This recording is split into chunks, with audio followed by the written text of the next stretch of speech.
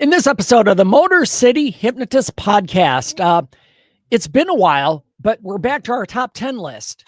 And today we're going to count down the top 10 United States Olympic moments in history. Oh, okay. So yeah, top 10. Matt, you can throw some in if they don't happen to make my list. I'm sure they will. I have a feeling that you might have some different ones, but we're going to count those down just for fun. Okay. We do these top 10 lists every so often just to kind of have fun with it and keep it real.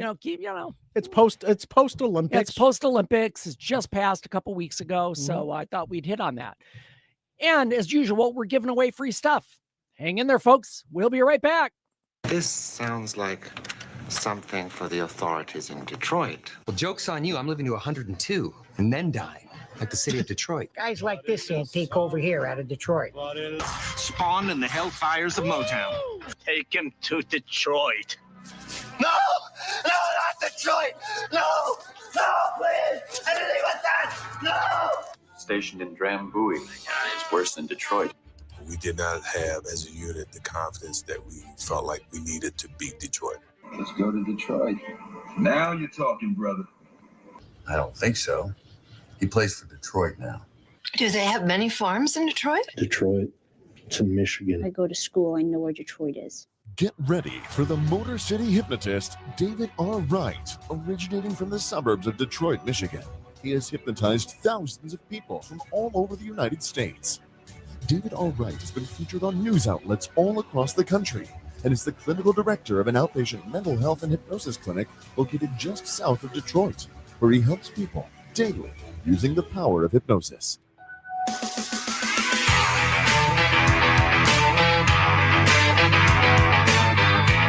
Welcome, the Motor City Hypnotist, David R. Wright.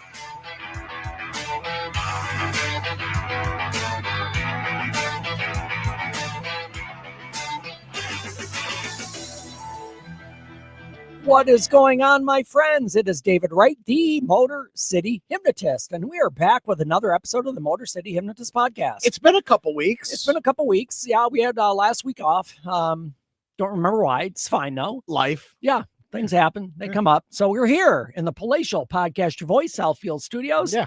The other voice you hear is Matt Fox. He is helping me out with, as usual, every time we do a podcast. Yeah, I'm here eating pizza. We're eating pizza. We're having a good drink. We just had a great guest on Man Cave Happy Hour. Brought us in a single batch Woodford Reserve, which we are enjoying. Is that what you have, Matt? It is. Yes. I walked into the studio next door and I said, "Can I have some more?" And he said, "You can do whatever the heck you want." Yeah. I said, absolutely. I said, "This MFer." Yeah. I'm going to have more. Yeah, I did too. I poured myself a fresh batch after a taste. So that's good stuff. Yep. We're all good. It's good. So before we get started, folks, let me tell you where you can find me. My website, motorcityhypnotist.com. Grad season is just a couple weeks away. Prom season, actually. Yes. It's a couple weeks away. And grad season is filling up quickly. I did get a couple of inquiries today. So if you need entertainment for your post-prom or your post-grad party, do it now because dates are filling up quickly. Mm-hmm. In fact, right now, I think I'm up to close to 20 shows in April, May, June. Wow. So dates are filling up, but there are some available. So if you need entertainment for your post-prom or post-grad party, motorcityhypnotist.com/shows. You can get a quote within minutes and book within minutes also. My social media links, Facebook and YouTube, are both Motor City Hypnotist, and Snapchat, Instagram, and TikTok are all Motor City Hypno. HYPNO. Yeah, you do it. I mean, that's it. And as usual, since we've done every episode going back to number 1, we're giving away a free hypnosis guide. Text the word hypnosis to 313-800-8510. In a few moments, you'll get a text message with a downloadable PDF. It's a hypnosis guide. It's a couple-page guide, an introduction or explanation of hypnosis, how it works, dispel some myths and misconceptions. That's yours for free. Just text the word hypnosis to 313-800-8510. Do it. And I've asked this every show. You'll also get a link to leave a Google review on my business page. That would be greatly appreciated if you could leave a review of the podcast or of a show, or if you've seen me for a personal session. It all applies. So you'll get that link to the Google page. Please leave a review. I greatly appreciate it. And whatever platform you're hearing me on, whether it's Spotify, iTunes, Stitcher, whatever, link, connect, join, whatever it is on your platform, and also leave a review of the podcast on your platform. So we just reached, a couple of weeks ago, we just reached 10,000 downloads. That's amazing. Yeah. So we want to build more. We want to grow. We want to get more people, and hopefully we can get 10,000. There have been 10,000 downloads of your sultry, sexy voice. Yes, sir. Okay. I have a face for radio. You said as it. a lot of people would say. Okay. There, you get the bell. There we go. So yes, any reviews would be greatly appreciated. So let's get moving. It's time, Matt. Yes, it is. It is. Oh, let me get there. Yep.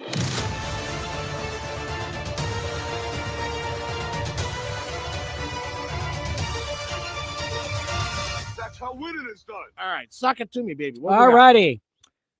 A group of North Texas dads raised money for a new car for a beloved school crossing guard, leaving her and the community in shock. Oh. Ask anyone in the Moss Haven Elementary School community about Miss Tricia Crawford, and you'll hear the same thing. She is so kind and protective of every child. A staple of the community who knows more parents on a first-name basis than most of the school employees, Miss Crawford has been without wheels for the last 6 months after her car broke down and she lacked the funds to repair or replace it. Oh, no. I was lifting here, and then I ran out of money. I had to get on the bus, Crawford told local CBS affiliate KTVT. But I had to do what I had to do. Learning of her predicament, the Moss Haven's Dads Club pooled their time and expertise to get the beloved Miss Crawford back behind a wheel. Huh. Marcus Wather is a member of the Dads Club who organizes the Carpool Dads volunteers who drop children off to school every morning, saving parents gas and keeping kids safe. Huh. It is Wather's idea to raise money to buy Miss Crawford a new car. Ooh. The club raised an incredible $6,800 in just a few days. And from there, Wather tagged in local dad Adam Tharp, general manager of Highland Lake Automotive. Mm-hmm. Thorpe found his white Jeep that wouldn't break his books to sell at an extreme discount. He took care of a few minor outstanding issues and even threw in some free oil change coupons. Car in hand, Tharp then passed the bail to Jeremy Graves, another dad from the club who took care of the liability insurance on the car on behalf of Miss Crawford. My goodness. Miss Crawford and some of the dads. Oh, sorry. That was a title of a photo. Okay. Ignore that. After that, the Jeep and the dads were ready, and on a morning in early March, surprised Miss Crawford while she was on duty. In a Facebook post by the school district, Crawford can be seen holding her mouth in shock as she got the news. Community isn't just a buzzword, read a blog post from the Richardson Independent School District, where Moss Haven is located. Mm-hmm. It's the action, time, and commitment of the parents, teachers, staff, and all those who show up in the smallest and biggest ways. It's the small things that matter in Absolutely. the community. Absolutely, Yep. It does. And again, this is a crossing guard taking care of their kids, keeping them safe. As a community, they come together and said, this woman needs a car. Sure. And they did it. Well, why was she not without a car? Did they go through a life-changing event Sure. or they lost their car? Well, she said her car broke down. She Okay. didn't have money to get it fixed. I'm Okay. sure as a crossing guard, you're not probably making tons of money. Fair. I would assume that's the case. Okay. But yeah, great story. And the great thing, the other thing that hit me about this story was there's a dad's committee. It's not a mom's committee. Right. That really threw me a little bit. What city? Where was this place? It is in Moss Haven Elementary School. I have no idea what state that is in. So there's Mr. Moms floating Yeah. around. Yeah. Yeah. So dads there are are a bunch staying of dads home. Yeah. that are in an organization Mhm. to support their children. So they got sugar mamas. That's great. Yeah.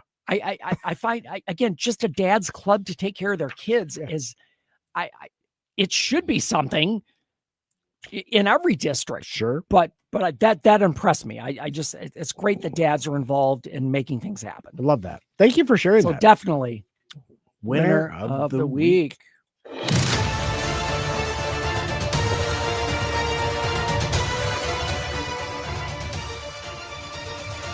That's how winning is done. Mm-hmm. Yes, it is. So, back to it.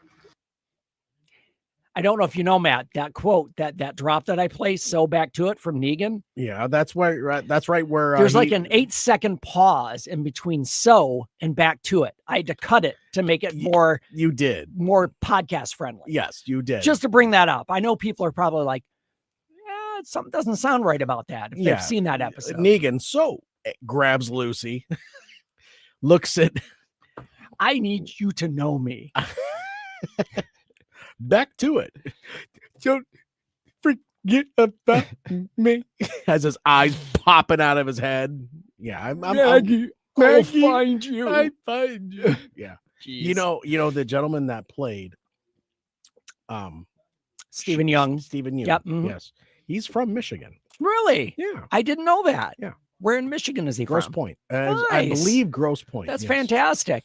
Yeah. There's a lot of local Michigan people that have made it, like as far as like Hollywood. Yeah. I'm Kristen Bell is from Michigan. Yes, she is. And I'm not going to remember her name. Madonna? Nope. Madonna's the big one. But there was an actress who was played on 24. She was Jack Bauer's assistant. Oh, okay. And she's also a stand-up comedian, but she went to Trenton High School. Oh, I did not know that. Yeah. She's from downriver. Yeah. I can't think of her name, but it's fine. There was an actress that was in the Twilight movies. She was the mom in the Twilight movies. Never saw any of the Twilight movies. She had a sitcom series for a small period of time. She is Elizabeth Reeser, went through Avondale High School. Oh, nice. Yeah. All right. So yeah, got some. Yeah, there's some people around. There are. Yeah. So today, folks, our topic today is we're counting down. We haven't done a top 10 list in a while. No, we haven't. We just had the Olympics. Just finished a week or two ago. Yep, the Winter Olympics. Yeah. So we thought, let's do the top 10 most iconic Olympic moments. Are these Winter Olympics or any Olympics? Any Olympics. Okay. All right. Yep. Any Olympics. I got a few in mind. And because I printed it from 1 to 10, I got to go reverse. So I got to get to page 3 and go backwards. That's okay. Hi, August. August, what's happening? Clean. All right, so we're counting down our top 10 U.S. Olympic moments in history. Sure. Number 10 is Mary Lou Retton makes history. Oh, yeah. At the 1984 Los Angeles Olympics, Retton became the first American woman to win all-around gold in gymnastics. Mm-hmm. I didn't realize she was the first one to ever win all-around gold. And God bless us, everyone. I'm sorry. And I honestly, I remember that. I was in college when this Olympics occurred, and I remember watching this. 1989? 84. 84. I was 10 years old. Shut your face. But Mary Lou Retton has been around my entire lifetime. I ain't listening to you no Just more. like you. A lot of people's entire lifetime. Of course. She's an icon in the gymnastics world to be able to win all around gold. Yep. And absolutely. was the first U.S. Olympian to do it. Yeah. And that's just crazy. And that was, I know 1984 has been a long time, but think how long the Olympics have been around. Yeah. That's surprising that hasn't happened. Mm-hmm. But again, she dominated. Mm-hmm. That's a fact. She was a woman among women. Yes.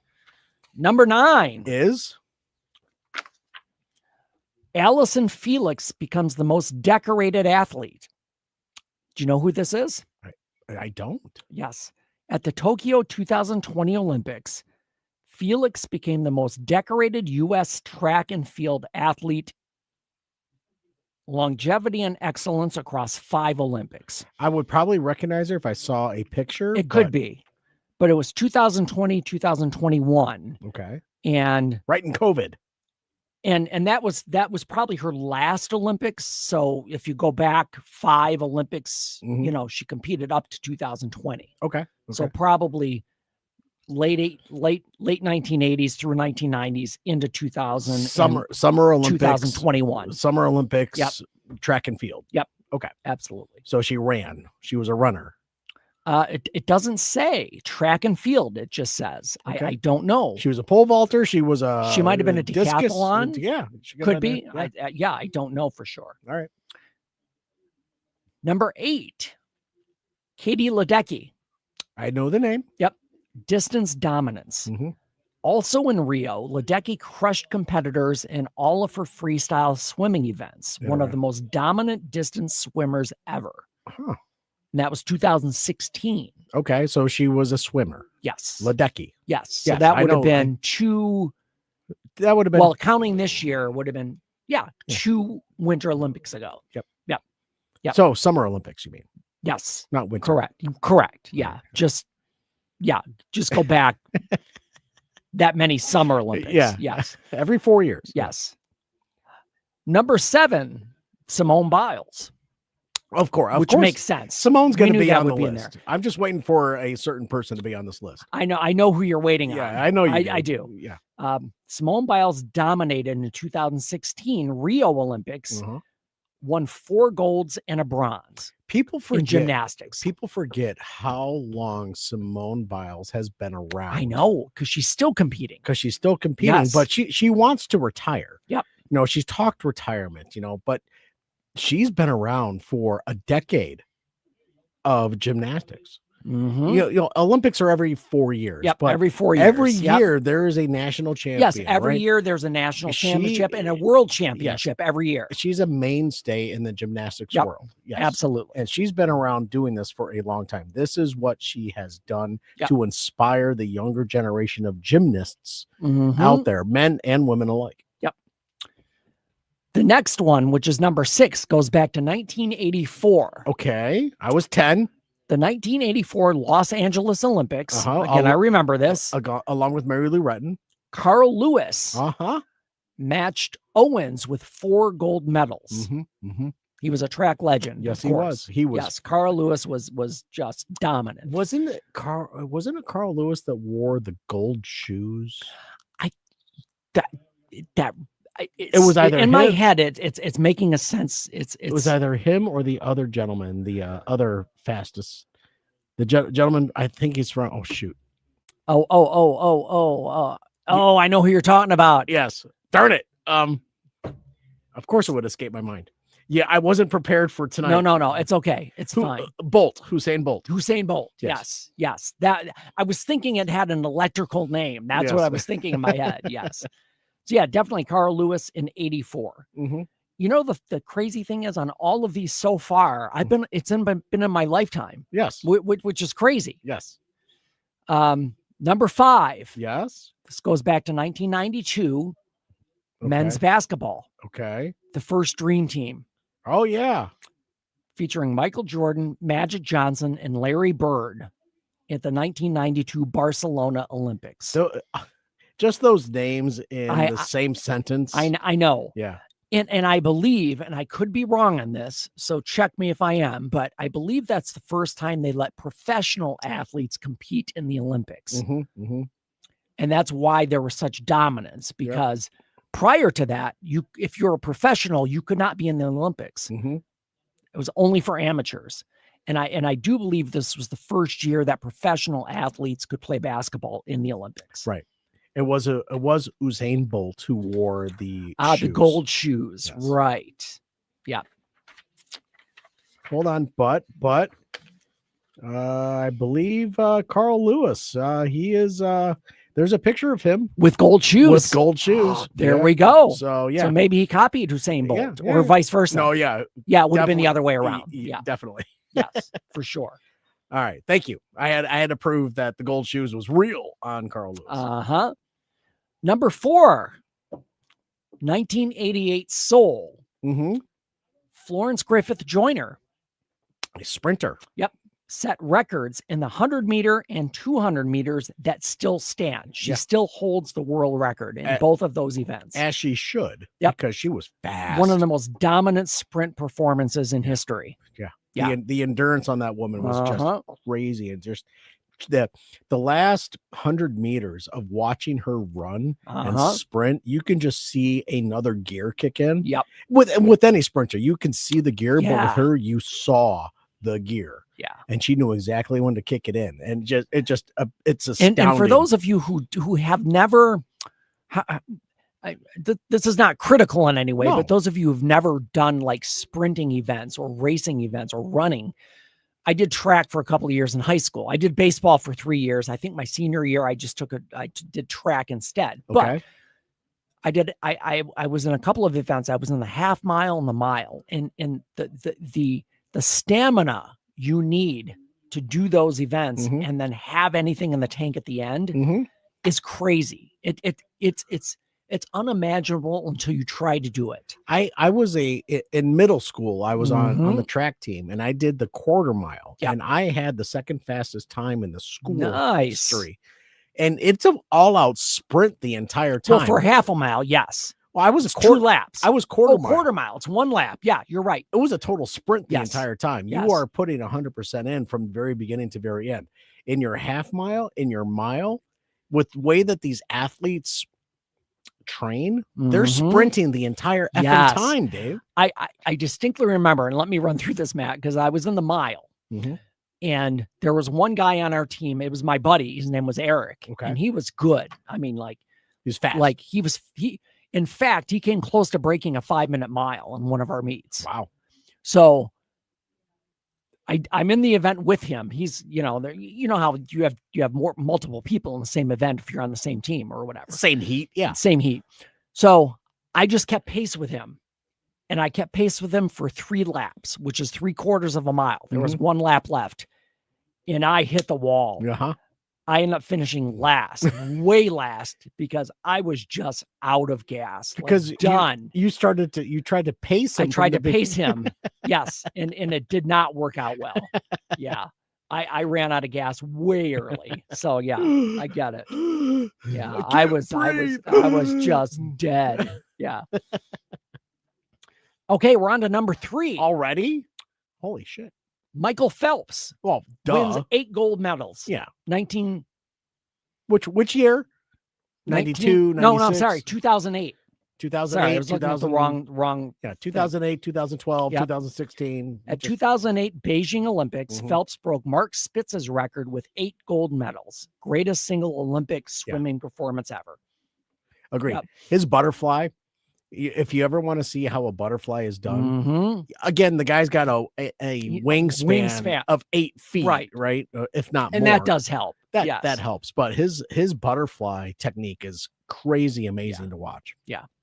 Yeah, you can see he was built to swim. You're right. He has a swimmer's build. Yes, he does. It's exact. Yes, absolutely. God said, "Give that boy fins and webbed fingers and feet." Literally. Yeah. Yeah. Okay, we're on number 2. We're close to number 1. Number 2, and this shouldn't surprise anyone, from 1936. Oh, Jesse Owens. Yeah. Yes. 1936 Berlin Olympics. Owens won 4 gold medals in front of Adolf Hitler. I'm just having contact flashbacks all of a sudden. Why am I having contact flashbacks? And the great thing is, it was kind of a performance to stand against the regime in Germany at the time. Yes. And it was very known at the time that that regime was that regime was not happy. No. Yeah. It was a powerful rebuke of the Nazi regime at that time. Yep. Absolutely. We're on number 1, Matt. What do you think it is? I think you know it. I believe it's Carrie Strug. No. Really? No. It should be. Number 1, Miracle on Ice. Oh, come on. Hockey? Yes.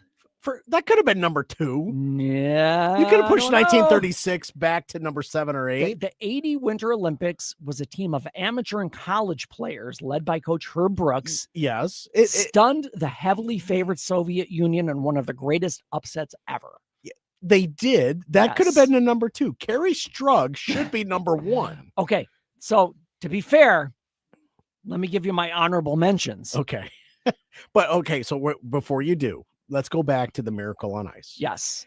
They were dominated throughout the entire game. And it really was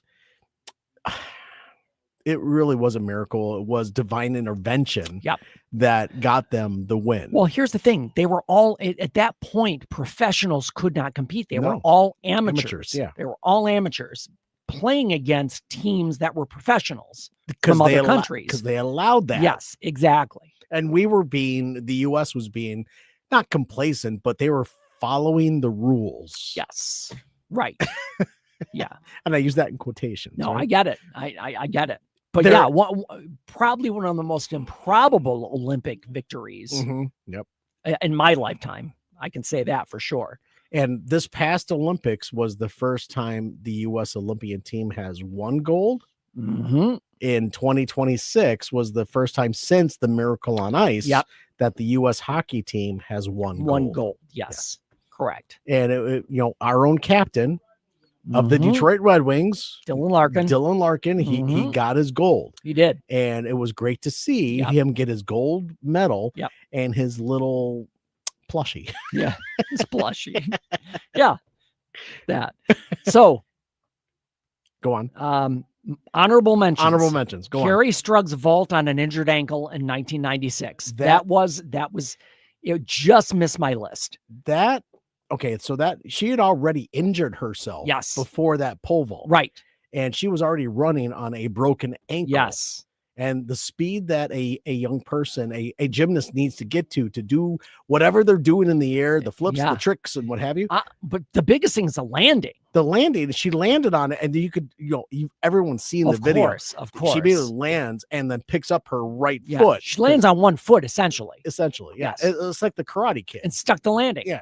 It's the Karate Kid, right? Yep, absolutely. That to me is one of the biggest, because my entire family were sitting in the living room and watching we're watching the Olympics, and that happened. And my entire family, my mother, my sister, my stepdad at the time, we all just went, wow, we freaked out because she stuck the landing, knowing what she was on one foot, knowing what she had run on. Yep. But again, the speed that these gymnasts need to get to vault vault over the horse, and the height they have to get to do the twist and the tuck and stick the landing. It was an incredible moment for all sports. You know, another honorable mention: Caleb Dressel's breakout in 2020.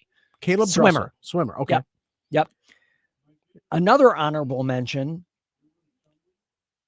Muhammad Ali lighting the torch in the 1996 Olympics. Yes. I have to admit something, Matt.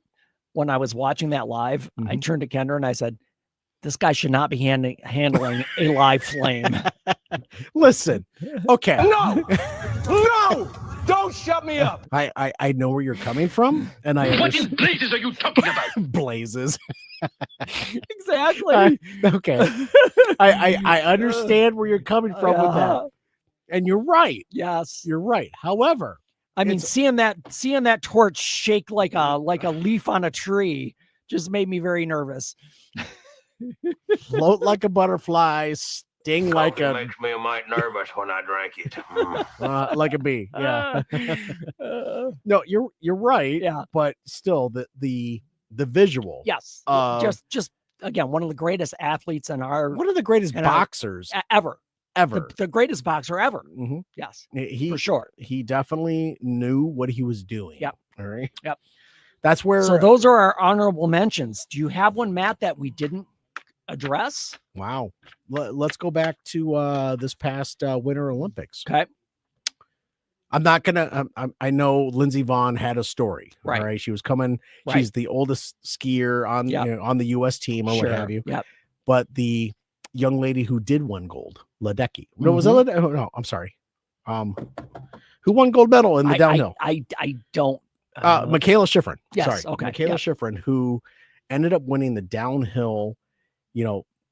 She was one of the fastest downhill skiers. She won by a margin of almost 3 seconds. Which 1.5, is sorry, 1.5 seconds. crazy. Yes. She was flying down Yeah. that mountain. She's going to be around for a while. Mhm. You know, I'm not going to say Lindsey Vonn 2.0. Lindsey Vonn made her statement. Right. This young lady, Yeah. Michaela, has her own story to tell. Yeah. And she's going to be around for the next few decades, Probably if you so. will.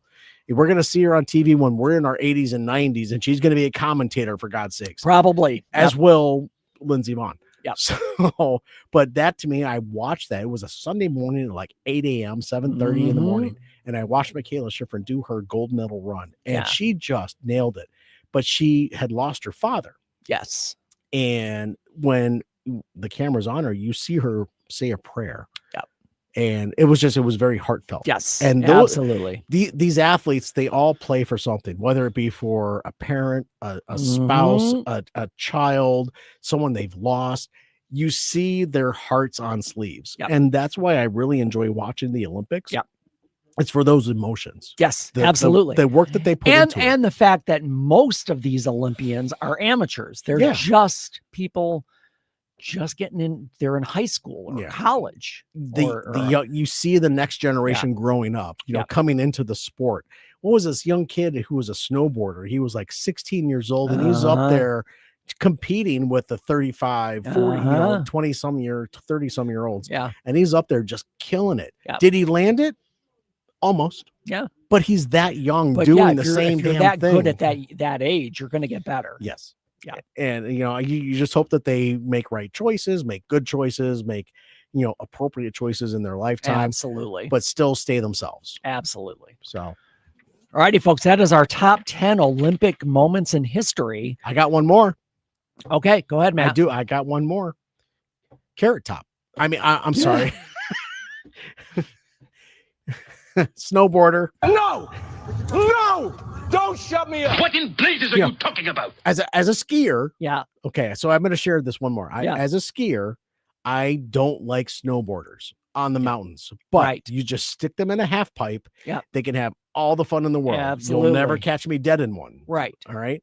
But you know who I'm talking about? Shaun White. Mm-hmm. Shaun White was dominated snowboarding. Yes, he's made some poor choices, you know. But he is an amazing athlete, and he is an amazing snowboarder. He knows what he's doing on that half pipe.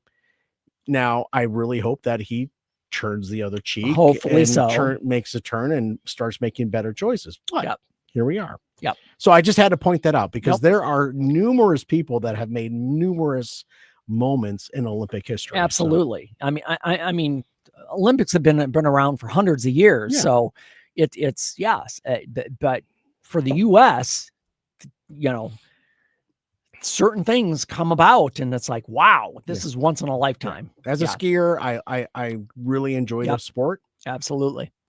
If you're a snowboarder, stay out of my way. Yep.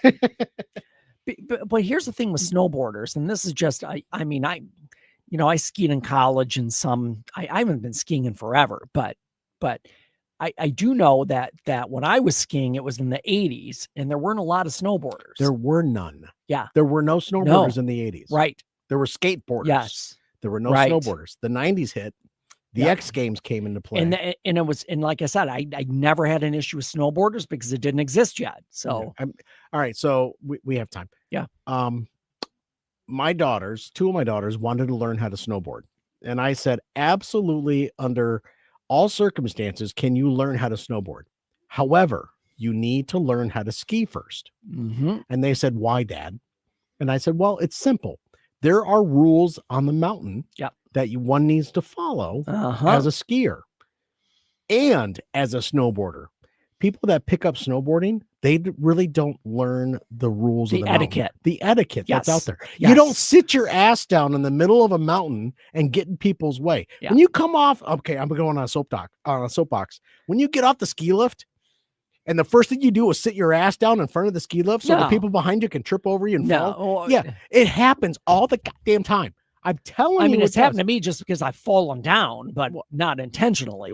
And so I explained to my kids, I'm like, you need to learn the rules of the mountain as a skier first so you could appreciate the other people around you. Yeah. All my girls know how to ski. Yeah. My middle daughter can snowboard and ski. She learned how to snowboard. I was very proud of her. Good for her. Yeah, Yeah. I'm very. She went on a trip with her now ex whatever, and there were no snowboards available to rent. Oh, but you know what? She already knew how to ski. Well, she could ski then. So she could ski. So Absolutely. she learned how to do both. And Yes. that's why I'm like, you learn skiing first, learn the rules of the mountain, and take on snowboarding. All you, but you understand the rules. Absolutely. So you're not getting in people's way. Yep. You know to go. You're not being a pain in the ass. Yeah. And then sitting on your butt the entire time, the entire day is just, it doesn't sound fun to me. Yeah. So yeah, I get it. I'm a purist. No, I get it. All right, folks, before we go today, somebody needs a home. Who's that? Who that? Buddy. Who's Buddy? Buddy is a mixed breed, neutered male. He's about 45 pounds. Okay. Dog friendly is selective. Ooh, that's a first. Cat friendly, unknown. Okay. Kid friendly, 10 years old or over. Okay. Activity level is low to medium. Okay. Is it a medium-sized dog before you turn it around? 45 pounds. Okay, that's a medium-sized dog. Medium-sized dog. Okay. Oh, he's got pity in him. He does have some pity. Yeah. He's got a little pity. It's a mixed breed, so there's some other things, but wait, definitely wait. you can see the pity. Hold on. Let me just make this a little bit bigger. There you go. There we go. Oh, look at him. Look at that face. He is adorable. Oh, I want to kiss him on the nose. I love the white markings on his face. Yeah, it goes like right up the middle. Yep. It's there. Cool. So, Buddy, DetroitDogRescue.com/adopt. Buddy needs a home. Like I said, he was born in 2020, so he's probably about 5 to 6 years old right now. He's still young. So still young. Yeah. So yeah, pick him up. He needs a home. Please. DetroitDogRescue.com/adopt. All righty, folks, that is our show. We'll be back. Those of you on Facebook Live, stick around. We're going to record another show. Those of you on audio, whatever platform you're on, skip to the next episode. If it's not there, it will be there on Tuesday or Thursday. We're doing another top 10? We are doing another top 10 for next episode, which is the top 10 most controversial Olympic moments in U.S. history. Holy shit. All right. Yes. All right. We're doing back-to-back top 10s because we haven't done one in so long. So we're going to continue with the Olympic theme, but most controversial moments in Olympics. And I thought I was getting to bed early. Absolutely. All right, here we go. All righty. Stick around, those of you on Facebook Live. Again, those of you on audio, skip ahead or listen to the next episode if it's there. In the meantime, change your thinking, change your life, laugh hard, run fast, be kind. We'll see you next time.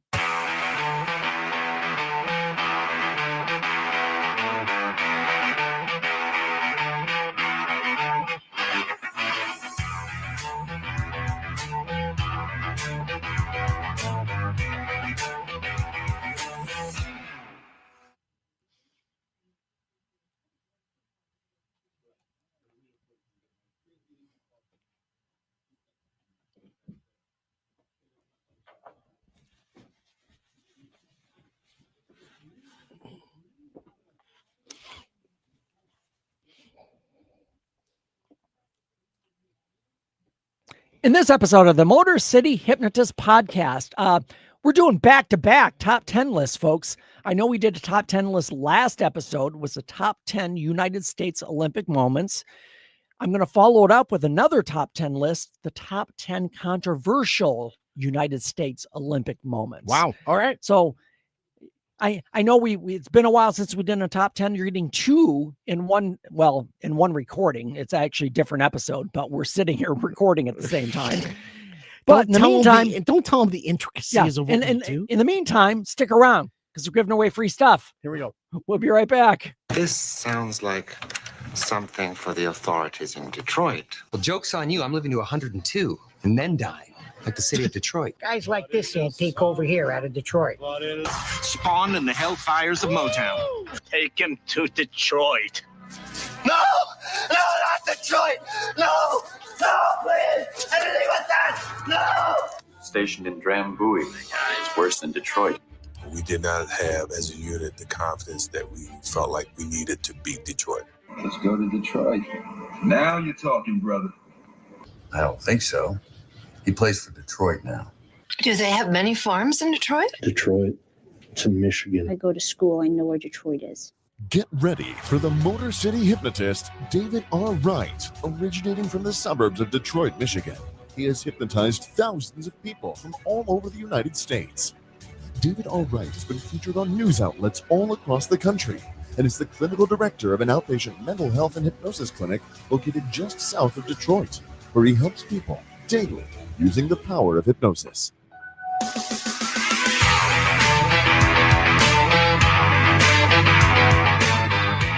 Welcome, the Motor City Hypnotist, David R. Wright.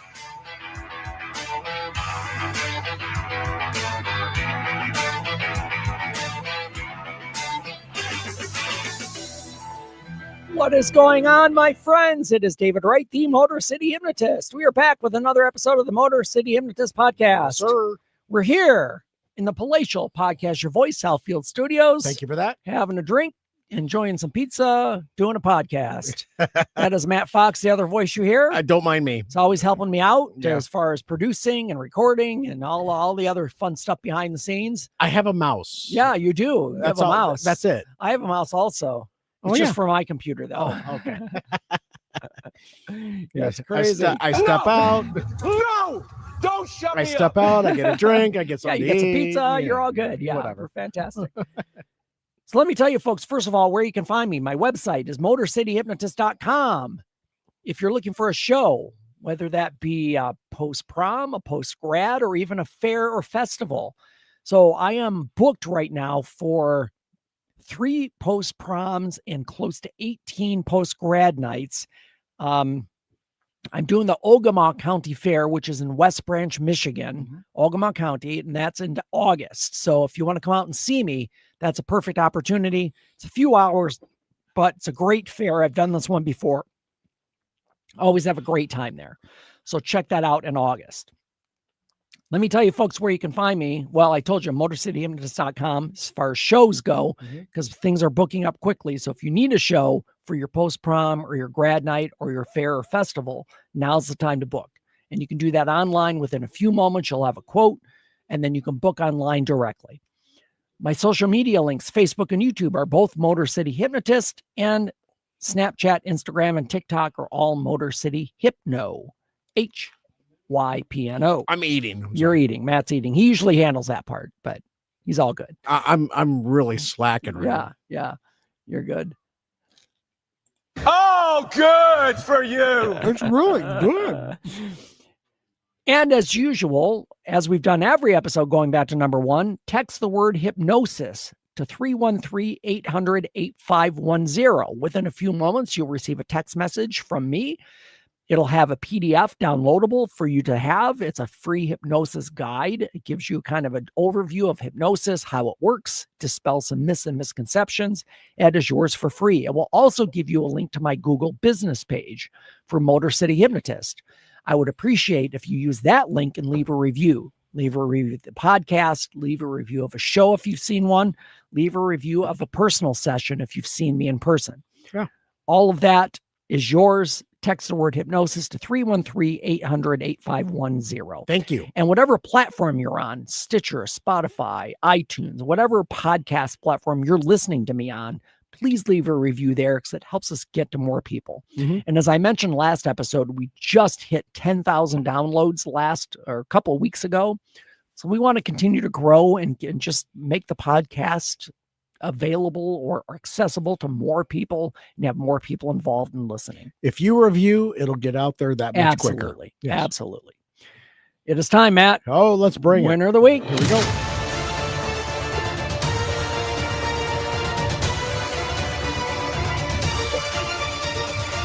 That's how winning is done. All right. So you astounded me the last episode. What do I you got did. next? Yes. Okay. A woman who had a DoorDash order brought to her house was shocked to see an old man on her doorbell camera. Inspired to help, she set up a GoFundMe, which raised, you ready for this? $940,000. How old was this dude? To allow the man to retire. Okay, so a lot of folks that listen to the show, they pretty much ordered DoorDash, Uber Eats, whatever you want to call it. If you have an elderly person bring you food, why wouldn't you start something to help that somebody? person out? In fact, I have a photo of the man coming up to the door. Okay. Just so you can kind of see. He can barely walk up the damn steps, Dave. Yeah. There he is. Yeah. Bringing a DoorDash order. Switching on her phone's Ring doorbell camera app, she was surprised to see an elderly man she would later learn was named Richard. Okay. Ascending to her porch in a red flannel shirt and khakis. It could have been called a door dawdle order. As his old age, he could hardly dash up the steps in her front door. Door dawdle. And needed the hand railing for support. Sure. Door dawdle. Oh, good for you. My food's getting cold. Hurry up. My daughter's dad is a quadriplegic, so he often has things sent to the house because he can't physically go get them, Smith said, Okay. explaining why Richard arrived at their house that day. This poor guy is struggling to get up my stairs to deliver my very capable daughter her Starbucks. Oh, for sakes. Yeah. Oh, great Odin's raven. Okay, so wait. A caramel macchiato costs $6 and some odd Clean cents. up your desk, you're gone. $6 and some odd cents just for a caramel macchiato. Yeah. You And DoorDash. this old guy is bringing it to you. You DoorDash it. That costs you $13, $15 plus tip. So that cup of coffee that you could have made for 30 cents. She could add water. No, you've had your limit today. You drink water. And there's this gentleman who's in his 70s, I'm going to presume, Yep. is delivering freaking Starbucks. Yep. Oh my G. So let me continue on the story. Calling her daughter's father, Smith, asked him to leave a bigger tip, but the father replied the opportunity through the DoorDash app was gone. Meanwhile, she posted the video footage from the Ring camera on TikTok and on other social media platforms, wondering if anyone in Manchester knew who the old man was. Manchester. I don't know. Okay. We're going to get there, I hope. I hope. A Facebook user recognized him as Richard and got in contact with Smith to reveal his identity and address. Mm-hmm. Driving over, Smith offered him a $200 tip. Fair. Which would have made the story beautiful on its own. But However, it got even sweeter than the Starbucks Richard had delivered. At his house, Richard explained that his wife lost her job and that the two of them quickly lost their savings paying for monthly expenses and a very costly medication she was taking. Richard took to the DoorDash gig to try to supplement their income. Oh my goodness. That's when Smith set up the GoFundMe with the aim of helping Richard go back to retirement. With the footage from the Ring camera going viral, the GoFundMe benefited tremendously and raised almost $1 million from an incredible 32,000 donors. Oh my gosh. I had no idea that I was going to gain that much traction, Smith told UK's Independent. UK. Right. It's in the UK. UK, It's in the Manchester, UK. UK. Yep. Richard said he's not slept in 2 days because he can't quit watching the GoFundMe. I love it. Yeah. So again, 985. Again, these are typical people, like normal people, just getting a DoorDash and being concerned and caring about another human being. $985,000 was raised. Mm-hmm. 32,000 donors, right? Yep. That's $30, $31 per donor. Per donor. Yes. That's average. It. That's it. Yes. On average. Yes, on average. Yeah, it's crazy. 32,000 donors. Yeah. You know how hard it is to get just 100 donors? Oh, absolutely. Absolutely. But okay, so the 70-some-year-old is delivering DoorDash because he's trying to supplement income for the medication that his wife needs. That his wife needs. Yes. God love him for doing it. Yeah. For putting in the effort. For taking action. Oh, so you mean paying attention to his vows? Yeah, that too. Right. Yeah. My gosh. Yeah, it's just a great story. It and is. Again, this guy can now retire in comfort with his wife and not have to worry about money again. And they can afford the medication for the next 3 months. Yep. Absolutely. Definitely winner of the week.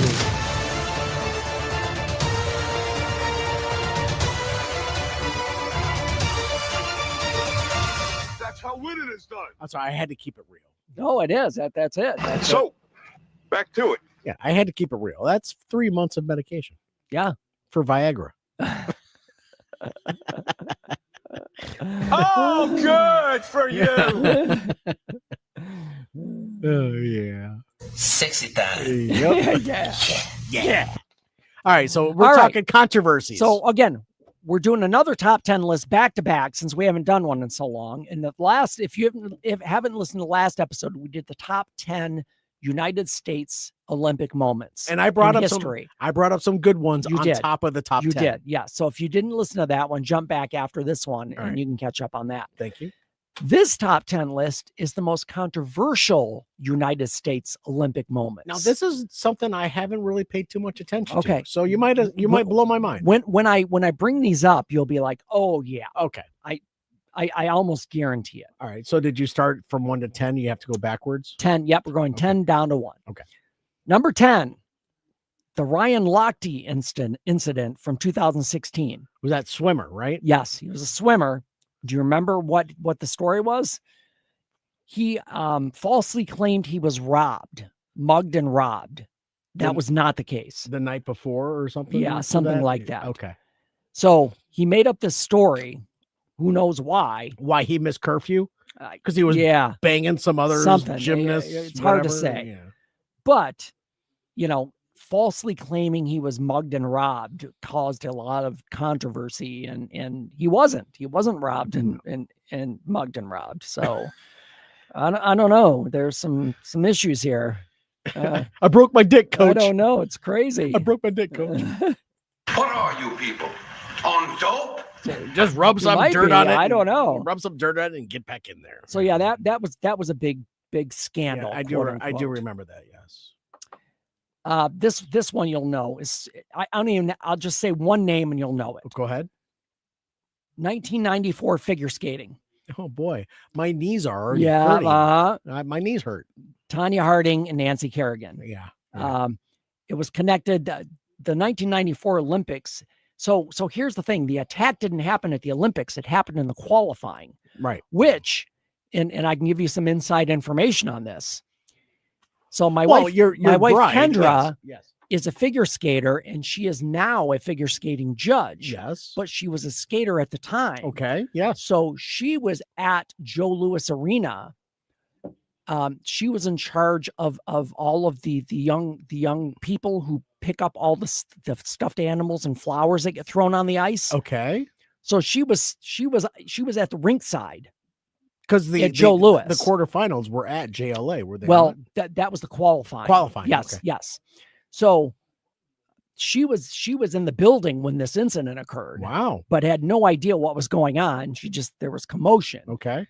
But again, the attack on Nancy Kerrigan before the 1994 Lillehammer Olympics with Tanya Harding and her Jeff Gillooly and who was the bodyguard? I can't remember. I don't remember. But they schemed to take Nancy Kerrigan out. All shit with goes, an injury. All shit goes down in Detroit. I know it, and it's crazy. And the funny thing is, it was that they had a I blame the mayor. Some kind of walkway from Cobo to the Joe, because they had a practice ice, and then the Joe Louis is where the actual things were taking place. Yep. And they got her in that tunnel coming into Joe Louis Arena. I've been in that tunnel. Yes. Yeah. You've been in that tunnel. Yep, I have too. Yep. I got stuck in that tunnel because people don't know how to walk. I know. So that was a big one. And in fact, that's probably one of the biggest scandals in Olympic history, even though we have 8 more to go. It is. Wow. Okay. Yeah. So that's number 9. Shit. Yeah. It's crazy. Here we go. Number 8. Mm-hmm. Simone Biles withdrawal from the 2021 Olympics. She did that for a very good purpose, and citing mental health issues. That was a game changer for her in her career. To, I'm going to use the terminology recenter themselves. Yes. Because the things were coming at them so fast and furious. And yes, you will be. And like, that's just pressure. Yeah, absolutely. And you know what? I'd rather focus on me. Sure. Instead of what you expect me to be. Right. Is that a good analogy? I mean, yeah, she put herself first, and a lot of people got pissed off about that, but that's fine. That's the whole point. You don't get She was taking care of herself. Yeah. that's the most important thing is her own well-being. Yep. August is taking care of our well-being by getting August rid of is cleaning up. He's taking care of your well-being. Never brought you booze. August, you got 2 hats on. I don't I'm know if almost you knew empty. that or not. I'm almost empty. I wear many a hat. I wear many hats, Dave. You do. You wear many hats. Ah, come on. All right. The next one. I don't wait, even wait, know. Wait. Yeah. Go back to Simone Biles. Yes. So what she did was what allowed her to come back the way she did and win. Did she not come back and win? I believe so. So she took the necessary time to focus on themselves, Mm-hmm. to take a step back in their career and say, you know what? I don't care what other people think.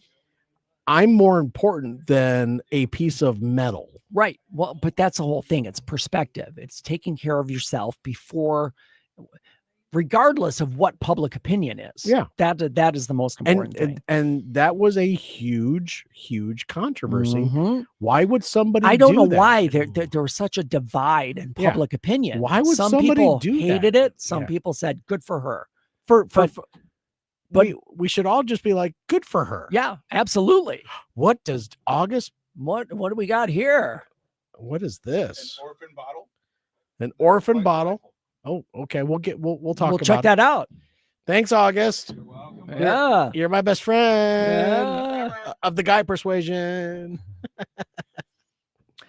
Okay, number 7. I've never heard of this person. Okay.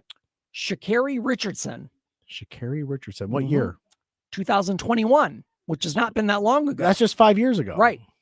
Before the Tokyo 2020 Olympics, Richardson was banned for marijuana use. I don't even remember this.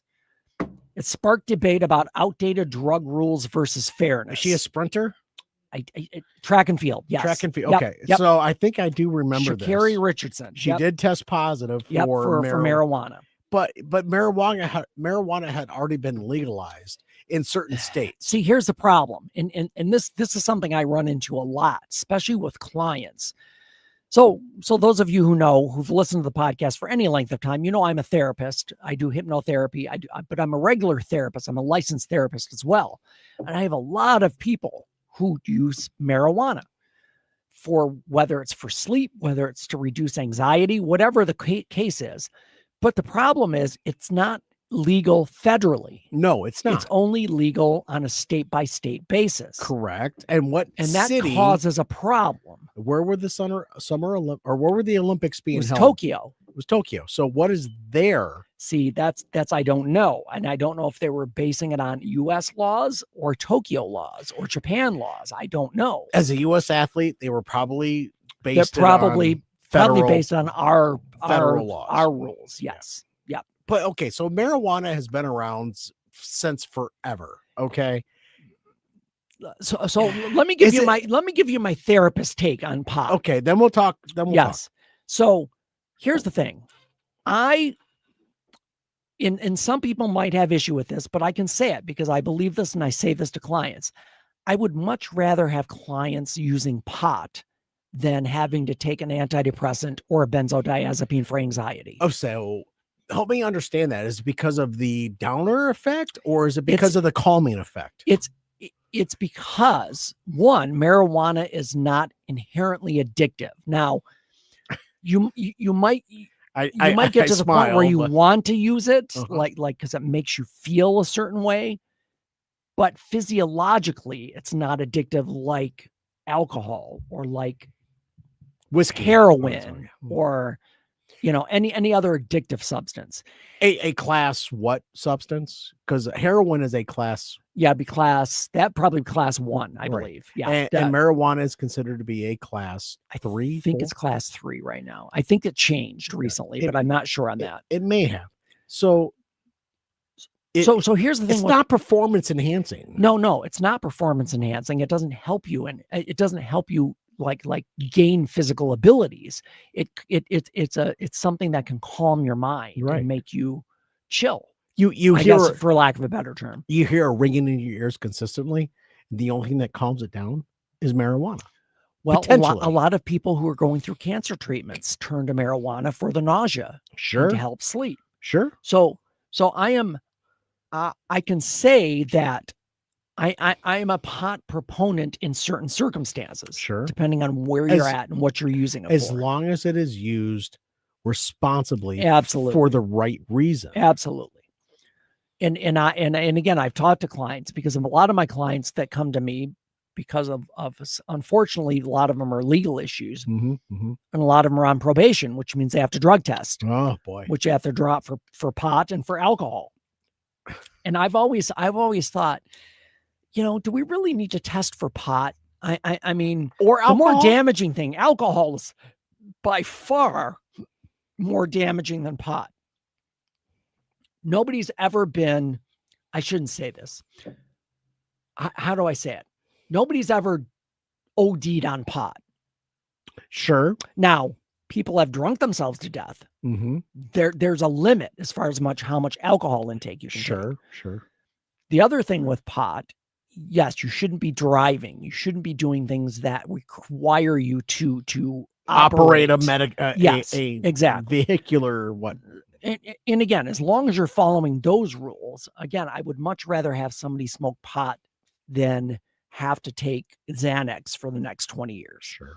So and let me get on the same plane as you, where there are certain autoimmune diseases that folks go to marijuana for to subside the pain. Yes, absolutely. Right? And or the physiological, psychological things that they're going through, they go to marijuana for those things. Yeah. So this sprinter who got banned from participating and competing for pot usage. Yeah. What was their reason for? Because it violates their substance abuse. But what was the individual's reason for it? That's a good question. Who knows? See, that's what I want to know, is because they got banned. They knew it was a banned substance, Yep. but they still chose to do it because they were going through something. Could be. Or it could be she was just enjoying it. She's just using it recreationally. That's fair. I don't know. That's fair. It's a recreational drug. It is for medicinal purposes. It can be used as medicinal. That's kind of the point. But the legality of everything was state by state passing it is for recreational use. Right. Every state, federal, they already recognize the medicinal purposes for it. Even though it's illegal federally. Even though it's illegal federally. Federally, they still recognize it from a medicinal side of it. Right. So just get off the pot. Yeah. Yeah. No, I know. It seems really ridiculous for in this. I hate to sound like the old man down on the corner. That's fair. Go but ahead. Nowadays, I mean, pot should just be should be a legal thing. It should be something you can just get and not worry about. So, not to get stuck on the pot thing, but we're going to number 6. Go ahead. Jordan Childs. Do you remember her? No. Why don't I remember her? It was in 2024. So that was just 2 years ago. Yes, it was the last winter or the last summer Olympics. Yeah. At the Paris 2024 Olympics, a late score inquiry briefly moved her onto the podium before being overturned. So what happened was, long story short, there was an error as far as the scoring, and she was supposed to be on the podium, but when they fixed it, she did not medal. Okay. So there was an error in the scoring. She's a gymnast. Yes. Okay. Yep. Jordan Childs, gymnast, 2024. She's only 4'11". Really? Yeah. Oh, they're tiny. Yeah. Those gymnasts are little girls. Yes. Yeah. And guys. Yeah. Both. Yeah. She's from Prairie High School, the University of California in LA. There we go. And she was the gymnastics at the 2024 Summer Olympics, the artistic team all around. Mm-hmm. So her teammates were Simone Biles, Sunisa Lee, Jade Carey, Hazley Rivera, Case McCallum, and Kayla DeCello. Yep. There's a few more, but really? Yeah. The scoring took the medal away from her. She went from what, gold to silver or bronze to nothing? I don't know. I know that she went from being on the podium to not being on the podium. I don't know specifically what place she was in. Sorry, I know sometimes when I do these notes, I put them together and I think of questions later, and it's like, oh, I should have looked that up. That's why Matt's here. Right. I'm trying. Yeah, that's okay. I'm doing homework. So look for that, and I'll move on to number 5. Okay, go ahead. Speaking of doping, who did Marion Jones doping scandal 2000 track and field. 2000. Yep. In 2000, she was stripped of her medals. Because she what? Did speed? One of the biggest doping scandals in Olympic history. And I have no idea what the dope was. It doesn't say. She did speed. Yeah. Let's just call it what it is. Yeah. She's a runner. Right. She needed a boost. Yep. She, what do they give horses when they when you dope a horse? Oh, I don't know. Ketamine? Oh, ketamine. Yes. Yes. Yes. Who knows? I have no idea. Yeah. I'm just kibitzing over here.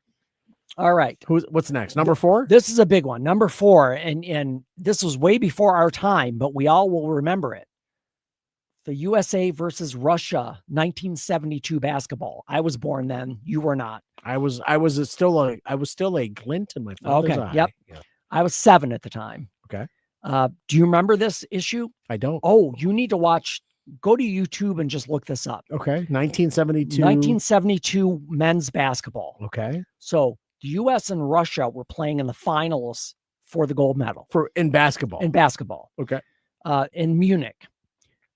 The officials reset the clock multiple times, giving the Soviets extra chances. Now, it's a fix. This doesn't take into account what happened. And if you watch it, it's Matt, I'm telling you, it's just like, how can this happen? They reset the clock 3 times to give Russia another 1 or 2 seconds to get a bucket to beat the US. In what capacity were they giving them? Were they time traveling? The referees were like, nope, I saw that 3 seconds ago. Nope. They just said, nope, clock is wrong, add 2 seconds. Wow. Clock is wrong, add 2 seconds, whatever it was. And the U.S. just were like, okay. And the U.S. still, to this day, they have not accepted their silver medals. Wait. So it was a gold medal match? It was a gold medal game. And they haven't accepted the silver medals because they're like, you did us wrong? Yes, okay. Absolutely. Good for them. One of the biggest scandals in Olympic history. If I'm telling you, Matt, it's so infuriating, but at the same time, so fascinating. I don't want to take a look at it. I don't want to be any more mad at Russia than I already am. Well, right. It was the Soviet Union. Well, it was the refs too, but right. There was a fix in. It was definitely a fix. Gorbachev have a hand in that or what? It was 70. No, it was 72. 72. That would have been Brezhnev. That would be Brezhnev. Yep. Yes. Yep. Wow. Number 3, Michael Phelps 100-meter butterfly. Okay. So 2008. I mentioned his butterfly in the last episode because his technique is amazing.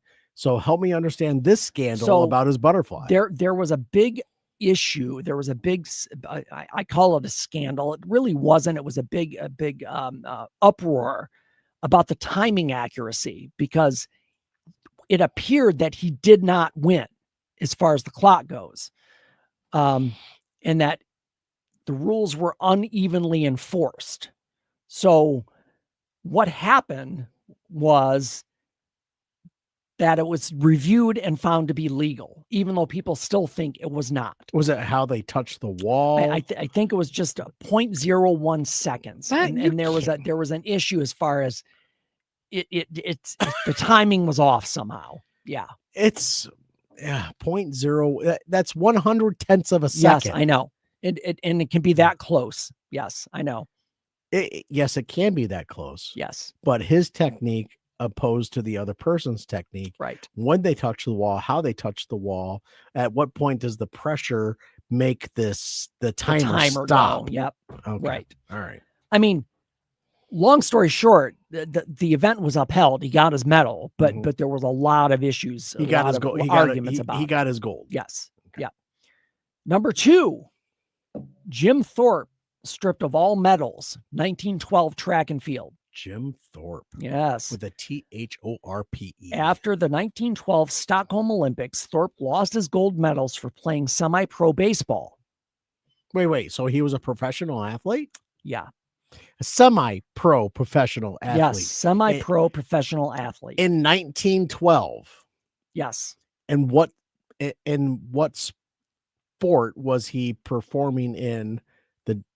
Olympics. He was track and field. Jim Thorpe. Yes. But he was a semi-pro professional baseball player that had nothing to do with track and field. But he lost all of his gold medals because they found out he was playing semi-pro baseball. Did you say, okay, so professionals weren't allowed to play?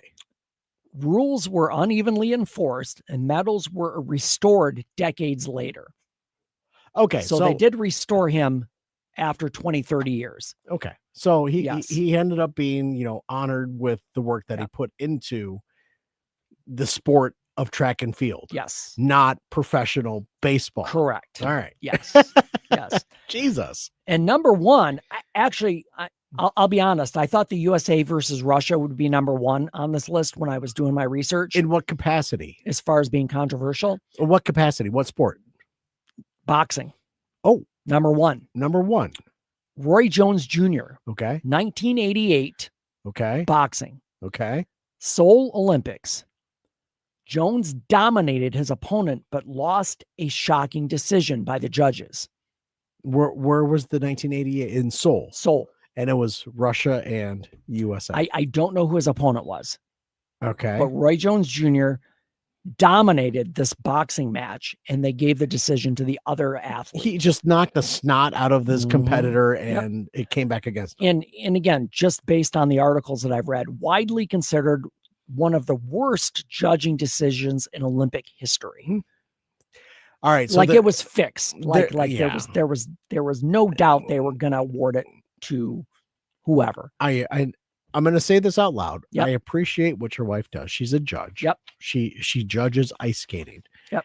Do you think that the opinions of individuals should decision somebody receiving medals going forward because of their individual? They have their opinions on a performance or how they skated. Everyone's got their own opinions. Mm-hmm. This person beat the snot out of this other individual, and it was a controversy because they were bought off. Here's the problem, and I've said this to my wife numerous times. She knows it, and I'll say it directly to her. If you want to know who actually wins or loses, you need to play a sport where they keep score, not judges. Because anytime you have judges, there is a possibility of tomfoolery. Yeah, because of just the shit that's even out the there. whole scoring system in figure skating changed. Right. Do you remember back in the days where it was 10 was your max score? And that's when the French judges were giving signals to each other. And this was back, and I think I'm not going to get the year right. Late 80s, early 90s, somewhere in there. And there were signals. And they updated the whole scoring system to make people more accountable. Sure. So now, let's say, and Kendra, if you've talked to my wife, she'll tell you, if you're judging and your score is consistently way away from everybody else's scores, they're going to call you out. They're going to say you're not, something's not right here. You're not seeing what we're seeing. You're not seeing what we're seeing. Yeah. So they have fixed it to some extent. There was a gymnast that did a balance beam performance, and the score that came back across the board was she had no mistakes. She got a 10 out of 10 on anything. She got full marks. Yep. She went to the judges and said, no, I made a mistake here. I made a mistake here and here. And it took her out of medal. Right. Because she was honest. And the judges were like, holy shit, that's never happened before. But it's their opinion that they did not make a mistake. No, I made mistakes. You missed it. Yeah. And I know it's just inherently a possibility when you have judges, boxing, figure skating, anytime you have judges, there's a possibility of some idiocy. It's all up for public opinion. It's all up to your personal observation of what just happened. Right. And I will hand it to figure skating because they have corrected it. They have made the scoring system now so that it is almost impossible to cheat or to fudge your scores. Sure. So kudos to them for doing that. Yep. But it took that whole scandal with the French judges to make it happen. Right. Because that messed up a lot of people's Olympic dreams back then. Right. So So that, folks, is our 10 most controversial U.S. Olympic moments. Those are big ones. And a lot of bad, a lot of, it's disappointing to see somebody robbed of something they should have got, especially that I go back to the USA and Russia basketball. And this was in 1972. Half of these guys are probably gone by now, or maybe probably in their 70s or 80s by now for sure. Yeah. So I just feel bad that and that one was the most blatant. I really thought that would be number one because that was a blatant fix of this game. And if you go to YouTube and just look that up. 1972 basketball. 1972 USA versus Russia. Fair enough. Or USSR. I know what I'm doing tonight. Yep, absolutely. All righty, folks, that is our show. Before we go, somebody needs a home. Who is it? Socks. Socks. Do they have socks? Literally? I can't tell. Wait. There you go. Oh, you can't tell if they have socks. No, picture's cut off. But he's cute. He is cute. There's socks. She's cute. Shepherd mix. Female. Okay. 65 pounds, full grown. Okay. Dog friendly, yes. Cat friendly, unknown. Kid friendly, yes. Okay. Activity level is high. Looks like a high. She was just born last year, October of 2025. They are a high energy puppy. So she's only 5 months old. Give me that. Yep. Let me see this. Yeah. Oh, she's adorable. I know. Isn't she cute? She's a shepherd mix. So they're I can see a little bit of I can see a little retriever in her ears. A little bit. Yeah. I can see in the snout she's got a little bit of beagle going on in that snout, man. Little hound going on. So socks. DetroitDogRescue.com/adopt. Socks needs a home. Love it. She's 5 months old. She needs her forever place. Give her a home. Love her. Your beautiful bride did say. I was gonna. Oh, she did. Yeah, I was gonna say careful, but you self-corrected. I have no idea what she's talking about. That's a good thing. Yeah, because you're self-corrected. You're good. I mean, I don't know what I self-corrected on. Well, she'll tell you. Yeah, she'll let me know. Yeah, for sure. So, I've enjoyed these 2 top 10s. No, man. I know it's been a while since we've done a top 10. I thought let's put 2 together since we just had the Olympics and just have some fun. So, but that's part of what this podcast is. Yeah, we're not super serious. We talk about serious subjects, but it's just not a downer. We want to be encouraging and helpful. But Dave, Kendra says I'm a judge. She is a judge. Yeah. That's why I said she is a judge. She's judging you. Yeah. I'm just playing. She probably does. I'm sure. I get judged by everybody. It's all good. I love what you do, man. Yep, absolutely. That is our show for today, folks. Join us next Monday. Be a part of the podcast. Yeah, like Kendra. Go to Motor City Hypnotist on Facebook. You can watch the podcast as we do it. You can enjoy in the conversation. She's always ask questions. Kendra's always judging you. She's always watching. See? Yes, always. Yes, absolutely. Love it. So yeah, join us. You can ask questions. You can be a part of the podcast every Monday, right around 8-ish. Yeah, we're here. 8-ish, give or take. We're here having fun. Yeah, it might be earlier some nights, but just check out. Honestly, just go to my Facebook page, Motor City Hypnotist, and just whatever you do, join or subscribe, subscribe, whatever it is. I don't even know what it is on Facebook. But when I go live, you'll get a notification, and then you can just jump in and watch the podcast. Happens to me absolutely every week. Yeah. Absolutely. So yeah, do that. Yeah. All righty, folks, that's our show. We'll see you next time, next Monday, right around 8 o'clock. In the meantime, change your thinking, change your life, laugh hard, run fast, be kind. We'll see you next time.